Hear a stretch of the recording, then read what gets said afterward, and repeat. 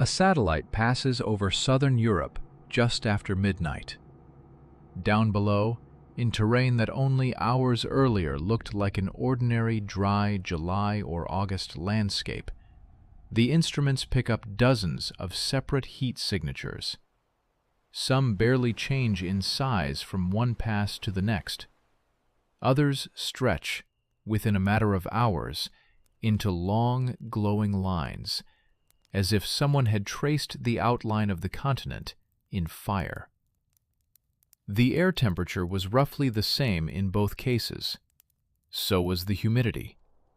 And yet one fire stayed relatively calm, while another turned in a few short hours into a rapidly expanding front that forced entire towns to evacuate.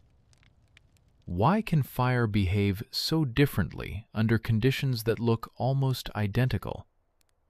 And what actually has to happen in the atmosphere and in the ground itself for an ordinary forest or grass fire to become something that is extraordinarily hard to control?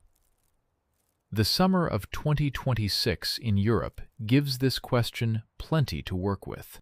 According to the European Forest Fire Information System, EFIS, which operates under the EU's Copernicus program, more than 500,000 hectares had burned across the European Union by mid-August, a total that puts this season second only to the exceptional year of 2022 at the same point in the calendar. The wildfire in southwest France is considered the largest the country has seen since the Second World War, and Copernicus's atmospheric monitoring service recorded the highest fire emissions ever measured there. In Spain, one wildfire in the south, in the province of Almería, is estimated by Spanish media to be among the deadliest in the past 20 years. Strong winds turned it, within hours, into an uncontrollable front. At the same time, Europe's drought monitors show that soil across large parts of the continent, from the Iberian Peninsula to Central Europe, has been running dry for months. And major rivers, including the Rhine, the Loire, the Po, and the Danube, dropped to record low levels in August.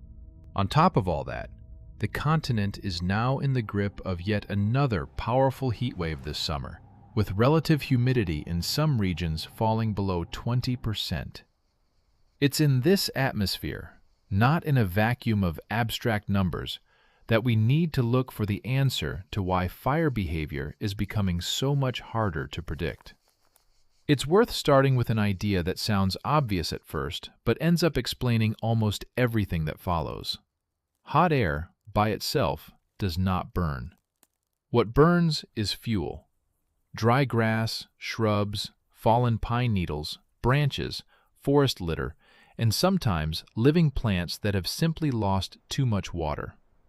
To understand why one patch of land ignites and spreads quickly, while the patch right next to it stays relatively inert, you have to stop looking at the thermometer and start looking at how much moisture that vegetation is actually holding. Specialists in fire behavior call this fuel moisture. The less water there is inside those thin plant fibers, the less energy a fire needs to boil off what remains and push the material into active combustion. The difference between damp, fire-resistant grass and that same grass after weeks of heat is the difference between fuel that barely responds to a spark and fuel that catches almost instantly. But to understand where that dry fuel actually comes from on any given August day, you can't just check today's weather. You have to look back several months. The land, in a sense, has a memory. If the preceding weeks and months were dry, the soil steadily loses moisture. Plants draw less water through their roots. Small vegetation dries out and partly dies back. And dry combustible material keeps accumulating on the surface.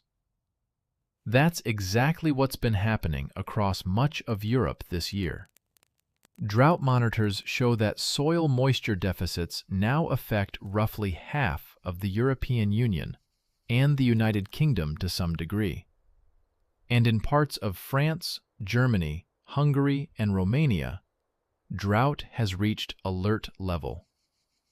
The fire danger on any single day isn't just about today's heat. It's the result of months of accumulated dryness that the landscape is, in effect, holding on to, waiting for a source of ignition. There's also a less obvious twist here. In some of the Spanish regions hit hardest this summer, the winter before the fire season was, if anything, unusually wet. Rainfall in January came in well above normal in places. You might expect that to have lowered the fire risk. What actually happened was the opposite. Heavy winter rain triggered a burst of grass and shrub growth, and the hot, dry spring and summer that followed turned that extra biomass into an additional reserve of dry fuel. A wet winter doesn't cancel out fire danger. It can actually amplify it if a long drought follows. It's a good illustration of why you can't judge a landscape's condition from a single season. What matters is the entire chain of months that came before. It helps to distinguish between dead fuel and live fuel. Dead fuel is anything no longer connected to living plant tissue, exchanging moisture directly with the surrounding air. Dry grass, fallen leaves, twigs, forest litter. Live fuel includes shrubs, needles, and leaves still on the plant, still drawing water through a root system. Under ordinary conditions, live fuel burns less readily than dead fuel because it holds more moisture. But during prolonged heat and drought, living vegetation can also lose a substantial share of its moisture, edging closer to the flammability of dry, dead material. That's why, in the middle of a summer like this one, fire can move from dry grass onto a shrub that still looks green almost without slowing down. One especially important detail concerns the very finest fuels: thin blades of grass, fallen leaves, small twigs. These have minimal mass relative to their surface area, so they respond to changes in air humidity almost instantly. A few hours of hot, dry, windy weather can be enough for this kind of fuel to lose its remaining moisture and become dramatically more flammable than it was that same morning. That's part of why the exact same fire can behave like two entirely different events at 7 in the morning and at 3 in the afternoon. Morning humidity still holds the spread in check, but by midday, as the air warms and relative humidity drops, the finest fuels turn critically dry, and the fire front can suddenly accelerate. It's worth pausing on air humidity itself. At low relative humidity, fine fuels lose water much faster, and the threshold at which they can sustain active combustion is reached sooner. At night, as temperatures fall and humidity typically rises, many fires do genuinely lose intensity. That's a familiar pattern to fire crews everywhere, but it doesn't happen every time. Under prolonged heat and strong, dry wind, nighttime humidity recovery can be extremely limited, and the fire front can keep moving actively even after dark. That's exactly the pattern meteorologists have been recording this summer during successive heat waves. Overnight temperatures barely dropping and humidity staying low even in the darkest hours. And yet, of everything discussed so far, probably no single factor shapes fire behavior as sharply or as visibly as wind. Wind tilts flame forward, toward fuel that hasn't caught yet, speeding up heat transfer ahead of the front. It feeds the fire additional oxygen, sustaining more intense combustion. It accelerates the drying of fuel just ahead of the flames, effectively preparing it to ignite before the fire even arrives. And, critically for understanding how fast a fire can spread, wind can carry burning particles, embers and firebrands, some distance ahead of the main front, a process known as spotting. New ignition points can appear on the far side of roads, fire breaks, and other barriers that might otherwise be expected to stop the fire in its tracks. Wind was the decisive factor in the fire in southern Spain, around Los Gallardos and Bédar, where local officials described the situation as extremely dangerous, precisely because of how fast the front was moving under gusting wind, the fire's direction changing faster than evacuation teams could respond. Put very dry fuel, low humidity, rising temperature, and strengthening wind together, and you get a combination in which a fire that looked slow and manageable in the morning can change its behavior dramatically by the afternoon. Adding even one more factor, a shift in wind toward a drier direction, say, can be the tipping point that pushes a fire from manageable into rapidly growing. But this isn't a universal rule. Not every fire goes through this kind of acceleration, and a great deal depends on the specific combination of conditions on that particular piece of ground. Terrain adds its own separate logic. Fire generally moves faster uphill than it does downhill or across flat ground, because the flames and the rising hot air sit physically closer to the fuel higher up the slope. That fuel heats and dries out before the fire even reaches it. That's why fires in hilly or mountainous terrain often accelerate specifically on the climbs. But it would be a mistake to treat slope as the dominant, unchanging factor. A shift in wind direction can completely rewrite that picture, pushing the front in a direction that has nothing to do with the logic of the slope alone. Specialists group temperature, humidity, wind, dryness, and fuel condition together under the concept of fire weather. European agencies, including EFFIS, assess this danger using fire weather index systems, originally developed for Canadian forest conditions and later adapted for Europe. There's no need to get into the mechanics of those formulas. What matters is this.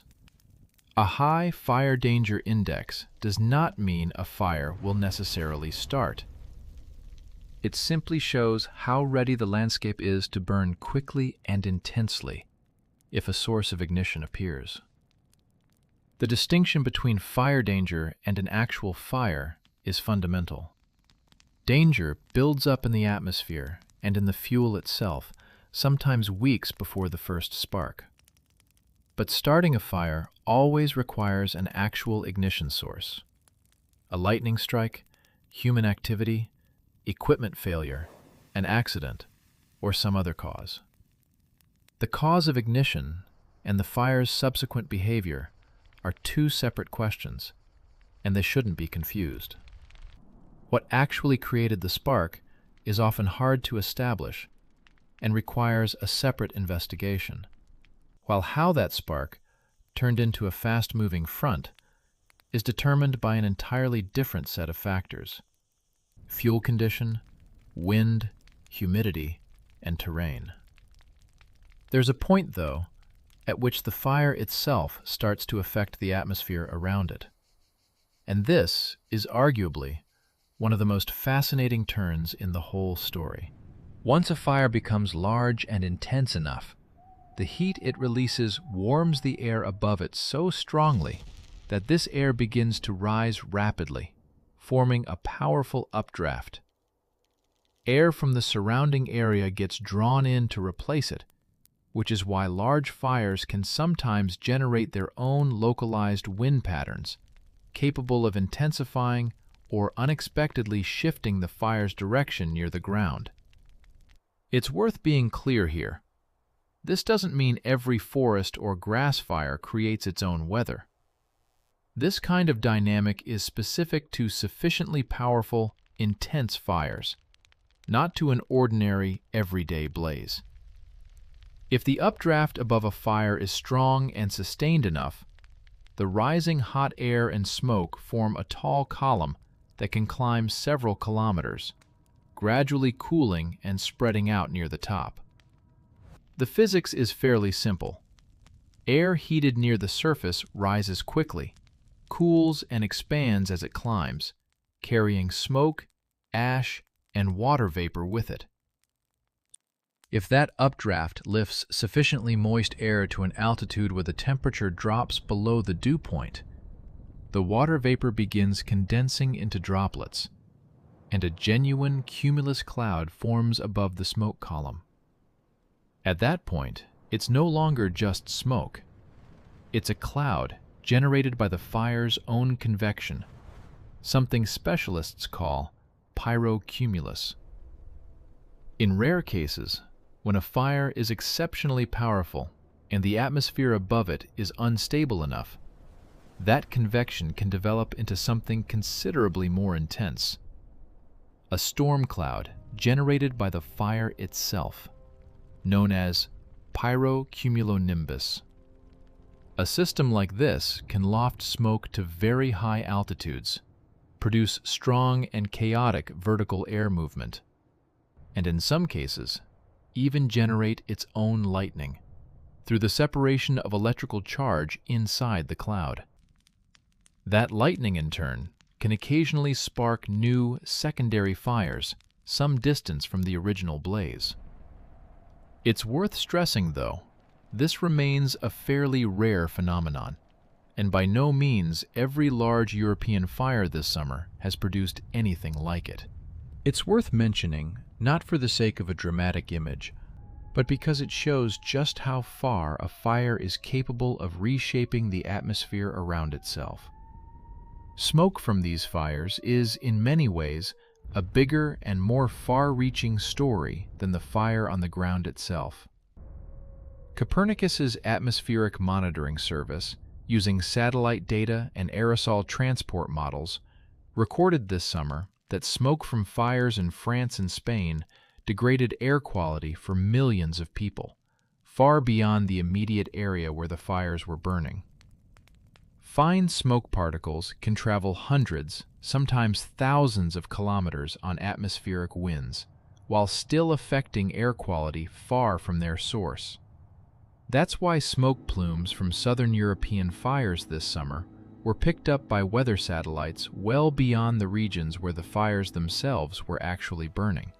It's worth distinguishing between several layers of this phenomenon: the fire itself on the ground, the compact smoke column directly above it, the regional plume stretching tens or hundreds of kilometers downwind, and finally, high-altitude transport, where smoke can travel across continents almost independently of what's happening at the surface.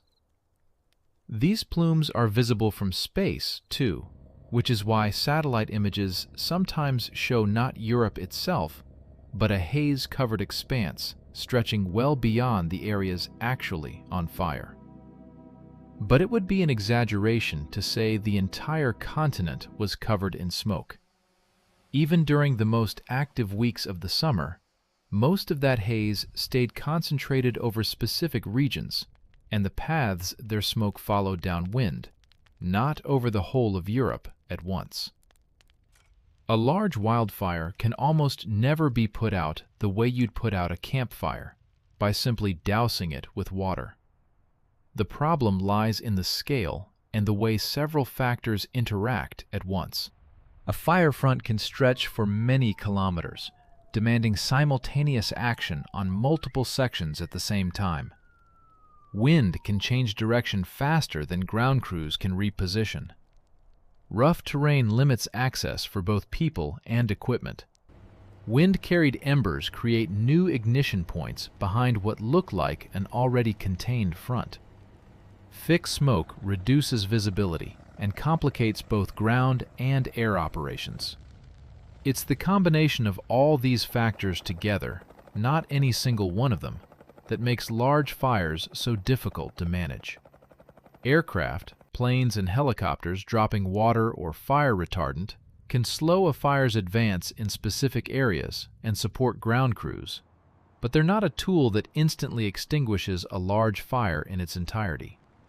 In very strong wind or unusually dense smoke, air operations sometimes have to be paused temporarily, which has happened repeatedly this summer in France, Spain, and Greece. Sudden shifts in wind direction make fires like these especially dangerous for communities near the fire zone. Evacuation can become necessary within a matter of hours. This summer, large-scale evacuations have been ordered in parts of France and Spain. What matters here isn't the number itself, so much as the fact that it's the unpredictability of the front's movement, not simply the presence of fire, that makes these events genuinely dangerous for people. It's worth separating out, on its own, the cause of ignition from the fire's subsequent behavior. This distinction runs through the entire story. An ignition source can be a lightning strike, a discarded cigarette, a spark from machinery, a fault on a power line, or some other accident. In specific cases, the exact cause is often hard to pin down and requires a separate, sometimes lengthy investigation. But once a fire exists, how fast and how intensely it spreads is determined by an entirely different set of circumstances: fuel moisture, wind, terrain, and the state of the atmosphere on that particular day. Conflating these two questions, where the fire came from and why it behaved the way it did, means missing the most important part of understanding events like these. When it comes to climate change, it's worth being especially careful with the language. You can't say that climate change caused a specific fire in a specific place.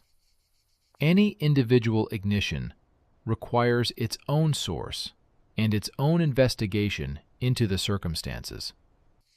But it's reasonable to draw on the conclusions of dedicated research, including work by the International World Weather Attribution Group, which this summer specifically analyzed the European drought and fire weather conditions in France and Spain. Their conclusion is carefully worded. Long-term warming can increase the likelihood and duration of conditions favorable to extreme fire danger in some regions of Europe, partly through an increase in the atmosphere's evaporative demand, that is, the capacity of warmer, drier air to pull moisture out of soil and vegetation. Combined with insufficient rainfall, this can intensify the drying of the landscape and increase the chances that critically dry fuel accumulates. But every individual fire still requires its own separate analysis of its own conditions, and broad climate trends don't substitute for that analysis. The concept of atmospheric evaporative demand explains a great deal about the logic of this summer. Warmer air can hold more water vapor, so it draws moisture more aggressively out of soil, plants, and open water. Specialists sometimes call this vapor pressure deficit, or VPD. The higher it runs, the faster the landscape dries out, even without an obvious rainfall shortfall. According to Copernicus, this mechanism helped intensify the drought this summer. Dry soil cools the air above it less effectively through evaporation, so the heat becomes more pronounced, and that stronger heat dries the soil out even further. A self-reinforcing loop the agency's specialists have repeatedly pointed to while analyzing record temperatures across Western Europe. The fire danger season doesn't arrive at the same time or with the same intensity across all of Europe. The Mediterranean region is traditionally most vulnerable, specifically in summer, when high temperatures and minimal rainfall coincide. But that doesn't mean fires anywhere in Europe are tied exclusively to summer. In some years, serious outbreaks have occurred in spring too, given the right combination of dry weather and wind. And of course, it would be wrong to picture Europe as one uniform space, burning evenly all over. Conditions on the Iberian Peninsula, in southern France, in Italy, in the Balkans, and in Greece are all shaped by different combinations of terrain, vegetation, land use, and weather systems. That's exactly why, on the very same summer day, one region of the continent can be facing near extreme fire danger, while a neighboring one stays relatively calm. The difference isn't the general fact of heat, but the specific local combination of factors. It's also worth clarifying that not every wildfire in Europe is, strictly speaking, a forest fire. According to observers, a significant share of this season's major fires have burned through shrubland and transitional terrain between forest and open landscape, as well as pasture land and agricultural margins. It's more accurate to talk about wildfires in general, rather than reducing this whole variety of burning landscapes to forest alone. Once a fire front has passed through, the landscape changes noticeably. The vegetation cover that once held the soil in place and softened the impact of rainfall disappears, and the ground surface becomes more exposed and more vulnerable. If heavy rain follows a fire, some areas can see an increased risk of soil erosion and rapid surface runoff. The vegetation that used to hold moisture back is simply no longer there. At the same time, it would be an oversimplification to treat this purely as permanent loss.